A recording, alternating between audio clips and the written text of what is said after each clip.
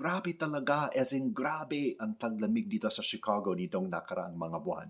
Halos araw-araw kailangan namin ng mga Samarista ikalat ang buhangin at asin upang alisin at patunawin ang yelo at huwag sana madula sa mga tao. Sinasabi ni Jesus sa ating ebanghelyo ngayon, tayo ang dapat maging asin ng lupa. Ibig kaya sabihin, ang grasya ng Diyos ang siyang asin na dapat magpatunaw ng katigasan ng ating mga puso at alisin ang anumang naging sagabal sa malaya nating pagtanggap at pagbabahagi ng pagmamahal ng Diyos at mas lalo tayong magtutugon sa panawagan ng ating binyag, ang ating bukasyon upang maging liwanag ng mundo sa pamamagitan kaya ng pagpapakain sa mga nagugutom at pag-aalaga sa mga mahihirap at mga may sakit.